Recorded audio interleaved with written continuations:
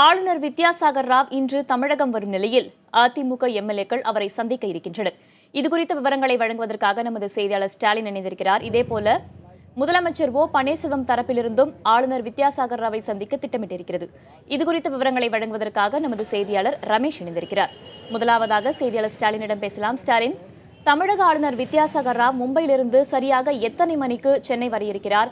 அவரிடம் எம்எல்ஏக்கள் தரப்பில் என்னென்ன மாதிரியான கோரிக்கைகள் முன்வைக்கப்படும் எதிர்பார்க்கப்படுது?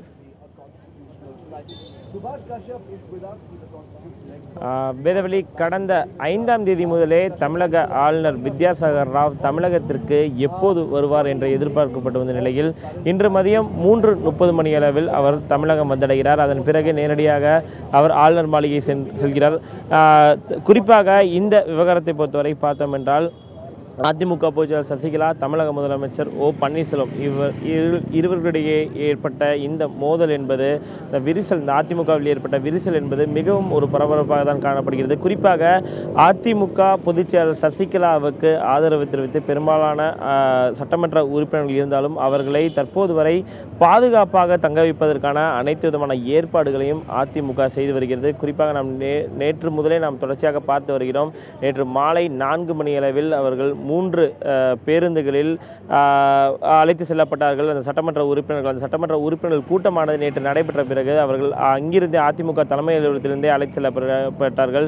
அவர்கள் தற்போது வரை ஈசிஆர் சாலையில் உள்ள ஒரு தனியார் ஹோட்டலில் தங்க வைக்கப்பட்டுள்ளதாக தகவல் தெரிவிக்கின்றன. ஒவ்வொரு 5 முதல் 6 சட்டமன்ற உறுப்பினர்களுக்கு ஒரு அமைச்சர்கள் பொறுப்பாளராக நியமிக்கப்பட்டுள்ளதாக தகவல் தெரிவிக்கின்றன. எக்காரணம் கொண்டும் அவர்கள் பன்னீர்செல்வம் அணிக்கு சென்றுவிடக்கூடாது என்ற ஒரு எண்ணத்தில் தான் இந்த ஏற்பாடுகளானது செய்யப்பட்டதாக தகவல் தெரிவிக்கின்றன.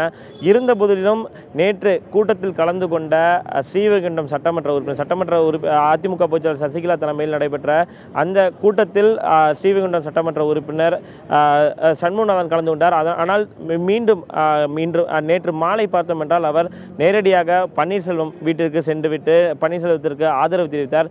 இந்த நிலையில் மற்ற சட்டமன்ற உறுப்பினர்கள் யாரும் பன்னீர்செல்வம் அணிக்கு சென்றுவிடக்கூடாது என்ற ஒரு விஷயத்தை முன்னிறுத்தி தான் தற்போது அவர்கள் அனைவரும் பாதுகாப்பாக அமைச்சர்களின் கட்டுப்பாட்டில் உள்ளதாக தகவல் தெரிவிக்கின்றன.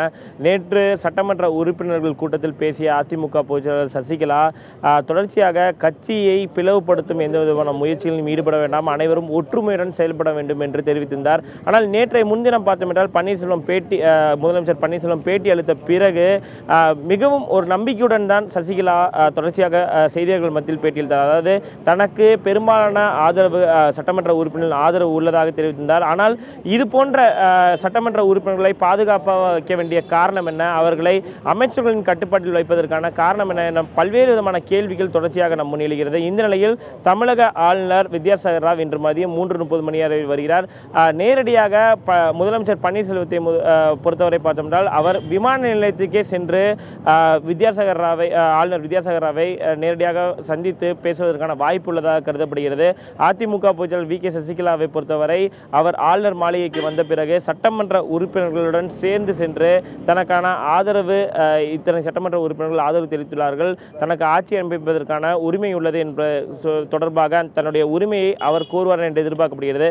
இன்று மாலை 4 மணிக்கு மேலாக அதிமுக பொதுச்செயலாளர் வி.கே. சசிகலா தலைமையிலான சட்டமன்ற உறுப்பினர்கள் அவருக்கு ஆதரவு அளிக்கும் சட்டமன்ற உறுப்பினர்கள் ஆளுநர் மாளிகையில் வைத்து சந்திப்பதற்கான வாய்ப்புகள் அதிகம் உள்ளது. அதற்கான ஏற்பாடுகள் தான் தற்போது அதிமுக தலைமை செய்து வருகிறது. வேதவழி.